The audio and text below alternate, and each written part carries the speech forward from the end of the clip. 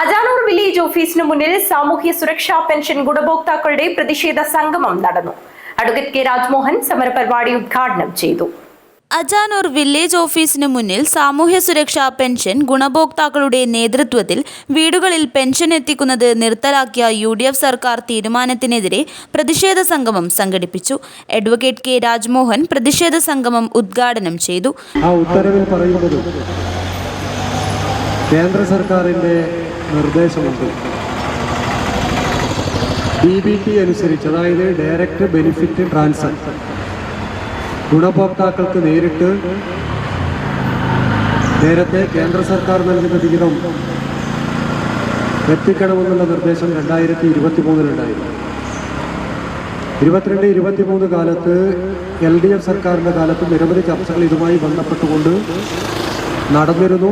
അതിൻ്റെ എല്ലാം അടിസ്ഥാനത്തിലും തുറന്നും സഹകരണ സ്ഥാപനങ്ങളിലൂടെ ഏതാണ്ട് 28 ലക്ഷം ആളുകളുടെ പെൻഷൻ വീടുകളിൽ എത്തിക്കുകയായിരുന്നു ചെയ്തത്.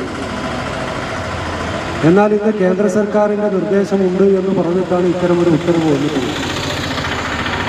ഇത് യഥാർത്ഥത്തിൽ കേരളത്തിൽ ക്ഷേമ പെൻഷൻ ലഭിക്കുന്ന, സാമൂഹ്യ സുരക്ഷാ പെൻഷൻ ലഭിക്കുന്ന ആളുകൾക്ക് പെൻഷൻ നിഷേധിക്കുന്നതിൻ്റെ ആദ്യ പടിയായിട്ട് വേണം നമ്മൾ ഇതിനെ കാണുന്നത്. നേരത്തെ ഇവിടെ പെൻഷന്റെ നാൾ വഴികളെ സംബന്ധിച്ച് അധ്യക്ഷൻ പറഞ്ഞു. 80-ൽ സഖാവ് നായനാർ കേരളത്തിന്റെ മുഖ്യമന്ത്രിയാകുമ്പോഴാണ് ഇത് ആരംഭിച്ചത്. അന്ന് കേരളത്തിലെ പ്രതിപക്ഷ നേതാവ് ശ്രീ കെ കരുണാകരൻ നിയമസഭയിൽ ഇതിനെ ശക്തമായി എതിർക്കുകയാണ് ചെയ്തത്. VD സതീശന്റെ സർക്കാർ കേന്ദ്രം ഭരിക്കുന്ന നരേന്ദ്രമോദി സർക്കാരിന്റെ മറ്റൊരു ചെറുപതിപ്പാണെന്നും പാവപ്പെട്ട ജനങ്ങളെ ദ്രോഹിക്കുന്ന നടപടികളാണ് ഇരു സർക്കാരുകളും കൈക്കൊള്ളുന്നതെന്നും അദ്ദേഹം പറഞ്ഞു. സാമൂഹ്യ സുരക്ഷാ പെൻഷൻ സഹകരണ സംഘങ്ങളിലൂടെ വീടുകളിലെത്തിക്കുന്നത് നിർത്തലാക്കിയത് ജനദ്രോഹപരമാണെന്നും അദ്ദേഹം കൂട്ടിച്ചേർത്തു. കാറ്റാടി കുമാരൻ അധ്യക്ഷത വഹിച്ചു.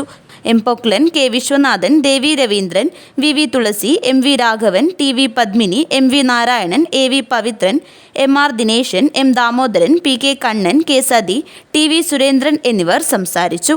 News bureau, Kanhangad.